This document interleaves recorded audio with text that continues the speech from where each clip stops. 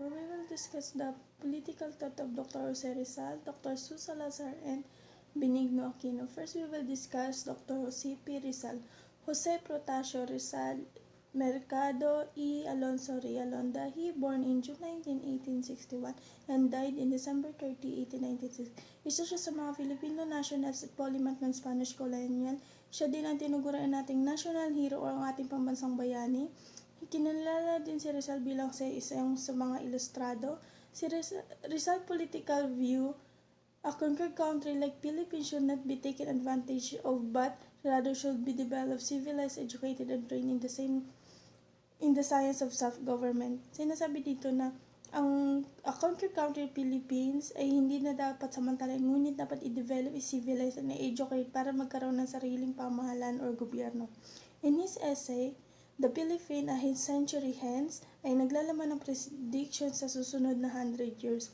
He said that the Philippines will stay a Spanish colonial provided its citizens receives not only the rights of privilege of citizens, kundi pati na rin ang mga karapatang pangtao. Next is, sinabi niya din doon na kapag nagpatuloy pa rin ang pagsasamantala at pag-aabuso ng mga Espanyol sa mga Pilipino ay hindi maiwasan magkaroon ng rebellion laban sa Espanyol. Then, maaari din daw sakupin ng ibang bansa kahit makalaya na tayo sa Espanya. The basic or Rizal basic political reform. First is the restoration of Filipino representation to the Spanish Cortes and the freedom of speech. Dito, sinasabi niya na magkakaroon na din tayo ng kalayaan sa pagsasalita laban sa mga Espanyol. At next is the reorganization of the administrative machinery. Magkakaroon na din ng pagbabago sa gobyerno. The adaptation of comprehensive examination and the publication of the result and the allowing Filipinos to have same opportunity with the Spanish to hold government office. Magkakaroon na din daw tayo ng karapatan or opportunity ng tulad sa Spanish na humawak sa ating gobyerno. Then next is justice is the foundation of society and the government. Ang hustisya ay ang pundasyon ng ating lipunan at gobyerno. Next is the politics in the Noli Me Tangere or sa sinulat niyang sa libro niyang Noli Me Tangere. Rizal definition of basic political terms in Noli Me Tangere. First is the political culture is a set of ideas, value, and attitude about government and political process held by a community or the nation. Next is the political socialization, defined as the process by which people at various stages of their lives acquire views and orientation about politics. Next is the political ideology. It's a comprehensive and logical order set of beliefs about the nature of people and about the institution and role of the government. Next is the nationalism. It's the idea of oneness by a group of people who possess common tradition, a shared history, a set of goals, and a belief in a specific future. Next is the representative government. It is the notion that the people have inherent right to sit in the chamber that determines their future. Next is the democracy. A government in which all the power is shared by the citizen is labeled as democracy. He bitterly assailed and criticized in publication the apparent backwardness of the Spanish rulers' method of governing the country, which result in or ang mapait niyang binatikos sa pinagtasan sa mga panghahayagan ang pamamahala ng Espanya sa ating bansa.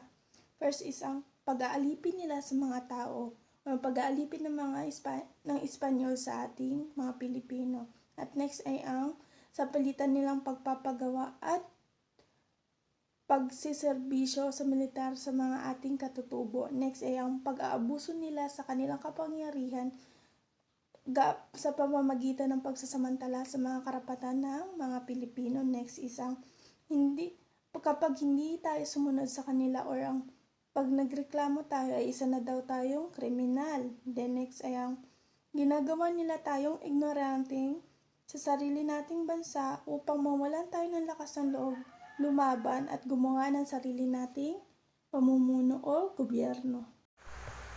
Dr. Zeus Ataiza Salazar, or mas known as Dr. Zeus Salazar, he is father of New Philippine Historiography, is a Filipino historian, anthropologist, and philosopher of history. Dr. Zeus Ataiza Salazar, isa siyang ama ng pantayong pananaw at ama ng bagong historiografiyang Pilipino. Siya ay tinuring na ama ng maraming mga historiador ng bayan dahil sa pagiging guro at mentor nito at sa impluensya ng kanyang mga kaisipan. Siya ay pinanganak na panganay mula sa 7 magkakapatid sa Tiwi Albay noong Abril 29, 1934. And he founded Adhika and the Sakuninang Bakas. He is better known for his study of pantayong pananaw. Kasama siya sa mga nagtatag ng pambansang samahan sa Psikolohiyang Pilipino, Adhika ng Pilipinas at ng Bagong Kasaysayan. He was educated at the University of the Philippines and at the Sorbonne University in Paris. Siya ang unang summa cum laude na nagtapos ng kursong BA Kasaysayan sa UP noong 1955 at year 1956 to 1968. Nilakbay naman ni Dr. Salazar ang Europa sa kanyang pag-aaral ng iba't ibang kurso sa Sorbonne University ng Paris at iba pang paaralan sa Pransya, Alemanya at Olandia. Yun nga, sa pag-aaral niya doon, nakahakot siya ng iba't ibang award at habang andun siya ay nagtuturo din siya. Mula sa kanyang pag-aaral at sa makatuwid na pagtuturo sa Europa, siya ay natuto na makapagsalita ng 10 wika at nakapagsusulat ng wikang Filipino, Bicolano, Ingles, Espanyol, Pranses, Aleman, Italiano, Ruso at Malayo. Nakatanggap ng pinakamataas na karangalan sa panahon ng kanyang pag-aaral, ngunit ang pinakamalaking ambag niya o karangalan ay ang kanyang ginawang sulatin na ang pantayong pananaw. After his rigorous training in Paris, Salazar returned to the Philippines and joined the faculty of UP Department of History where he taught for 30 years. Naisip kasi ni Dr. Zeus Salazar na why not kung dito din siya magturo. Kasi nagtuturo siya sa ibang bansa, so naisip niya na dapat nagtuturo din siya dito sa bansang pinanggalingan niya. Kaya yun, nagbalik siya at nagturo sa Departamento ng Kasaysayan sa UP. Naging isa sa mga pinuno ng Diliman Commune. At noong 1970s, that his conflict with President Ferdinand Marcos began. He was the very first scholar who doubted the myth proliferated by the government that the Tasaday group is a Stone Age civilization which maintained their culture by being isolated from the rest of Philippines. Yun nga, isa siya sa mga unang ekspertong nagduda sa pagkatuklas ng rehimen ng Pangulong Ferdinand Marcos ng grupong Stone Age di umano na Tasaday. Kaya dahil doon, hindi nakapagtataka, siya ay kinulong nang ipataw ang batas militar sa Pilipinas noong 1972. Year 1987 to 1989, after the martial law years, pantayong pananaw would gain an upper hand in the historical discourse of UP following the rise of Salazar as the chairperson of the History Department. Yun nga, noong 1987, naging tagapangulo ng UP, Departamento ng Kasaysayan, at noong 1989, naging dekano naman siya ng UP, Kolehiyo ng Agham Panlipunan at Filosofiya, and he led in 1989 the first national conference in Filipino historiography, which gave way to the publication of its proceedings that are written in Filipino as paksa, paraan, pananaw sa kasaysayan, or sa English, which is the topic, method, and perspective in history. Dalawa sa kanyang pinakamatingkad na kontribusyon sa Agham Panlipunan ay una na dito ang definasyon ng kasaysayan. Pangalawa, ang pantayong pananaw. Unahin na lang natin ang definasyon ng kasaysayan. Sa makatuwid, ang pinag-aaralan ukol sa nakaraan ay ang kwento ng mga mayayaman at makapangyarihan lamang, at number 2 ay ang kwentong hindi natin maintindihan dahil malayo sa mga konsepto ng mga Pilipino ng kanilang lipunan at nakasulat sa isang dayuhang wika, kaya naging boring ito sa marami. Kaya para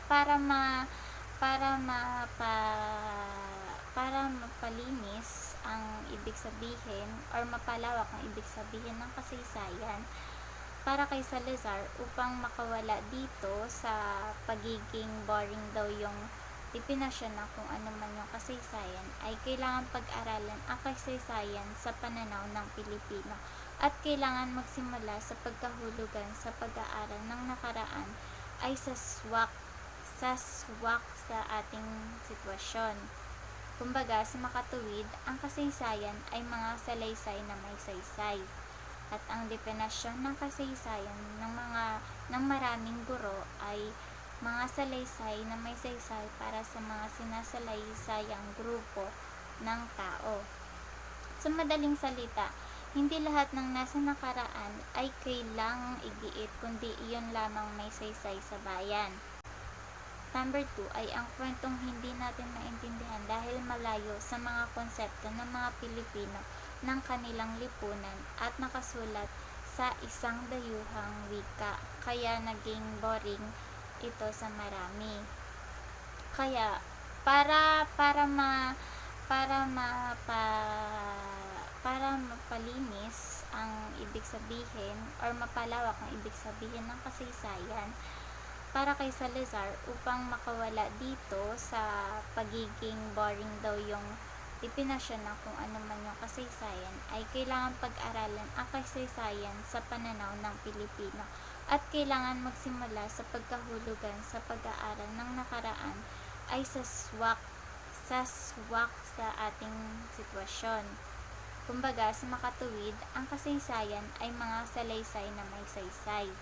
At ang definasyon ng kasaysayan ng maraming guro ay mga salaysay na may saysay para sa mga sinasalaysayang grupo ng tao.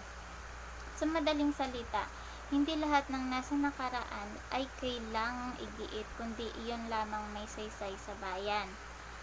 Yun ang pagkaka-explain ni Dr. Salazar sa kasaysayan.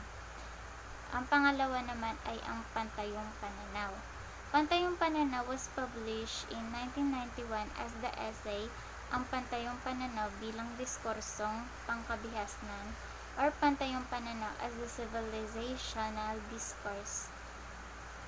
At ang pantayong pananaw would be equivalent to rather awkward from us for us perspective.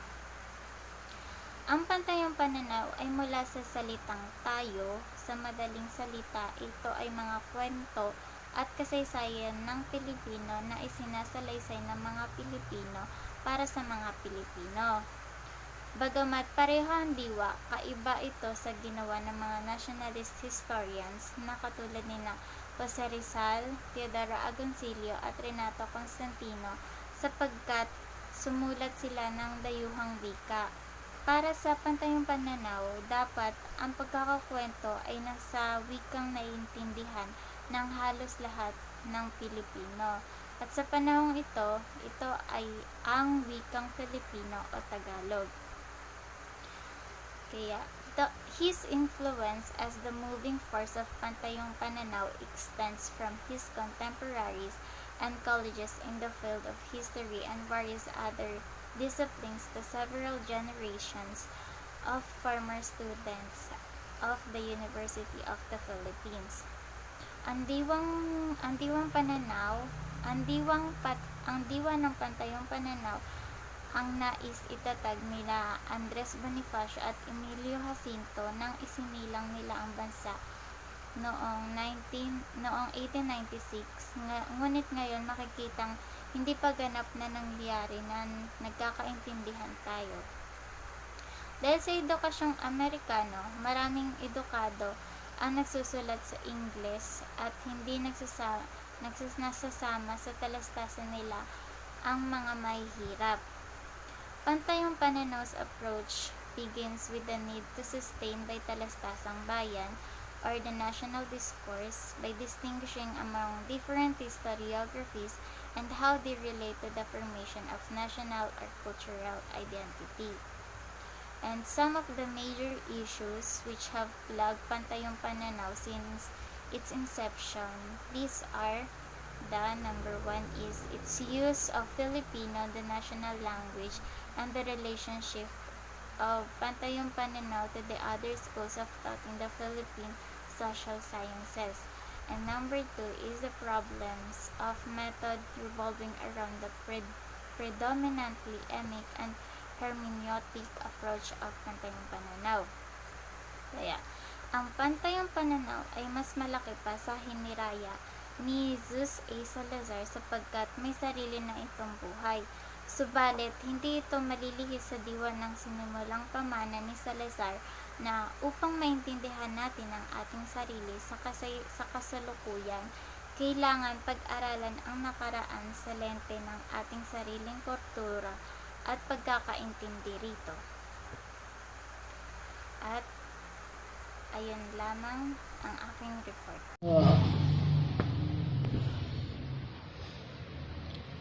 Nung bata pa man si Ninoy Aquino,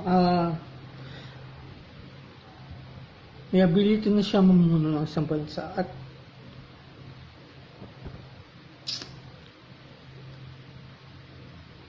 meron siyang pangarap. Siyempre, pinapangarap niya sa buong buhay niya. Gusto niya maging presidente. Pero hindi nangyari yun. Kasi, maaga siyang namatay. Di ba?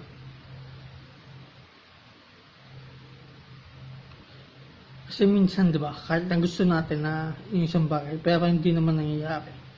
Pang ganun. Anyway.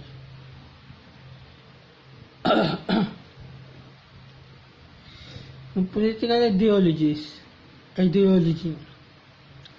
ayaw niya may paglaban kay Marcos ng voice. Gusto niya ng negotiation.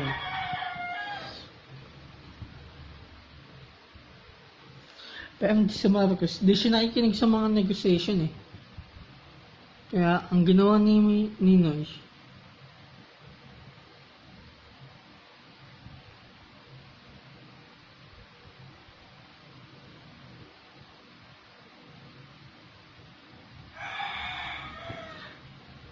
parang gano'n.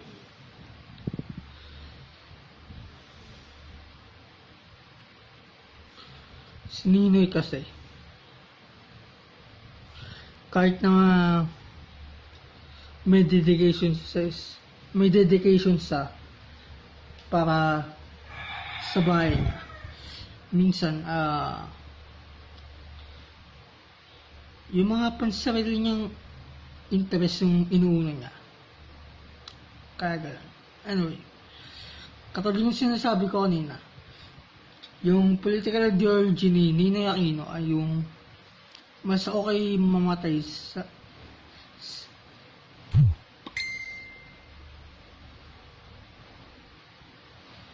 sariling bayan kaysa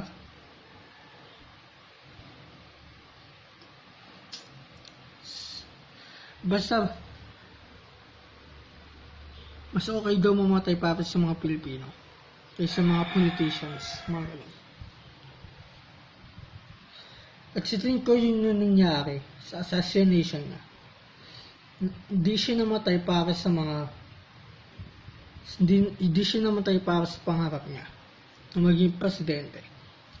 Namatay siya para sa mga Pilipino. Though may mga nagsasabi na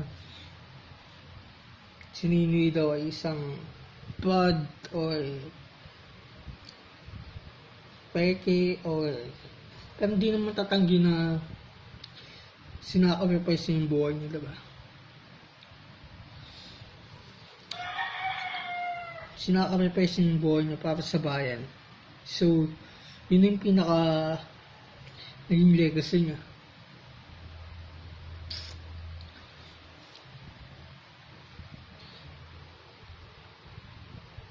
Nung nabubuhay pa si Ninoy Aquino, si Marcos at si Nina ay isang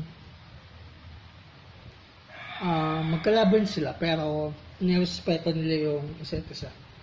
Kahit na iba-iba yung paniniwala nila pero nirespeto pa rin nila isa't isa. Si Ninoy,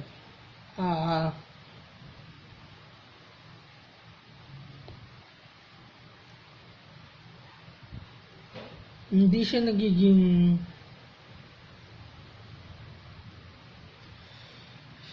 naging isang bayani dahil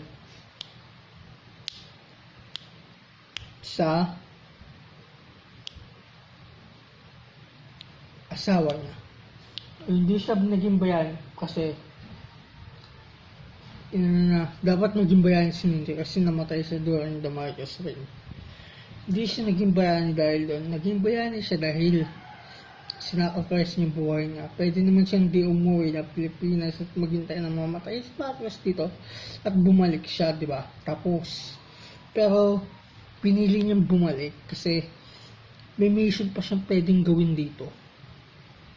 So yun, pagbalik niya, BAM! Isang putok ng baril ang tumapos sa buhay niya. At ang pangarap niya nawala dahil sa putok ng baril.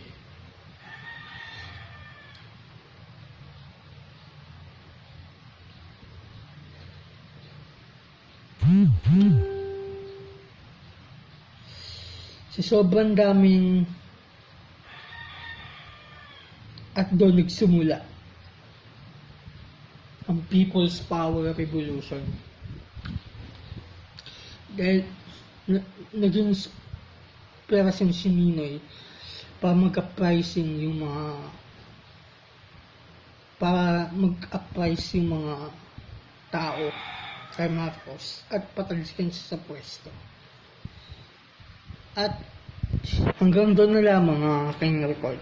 Thank you po.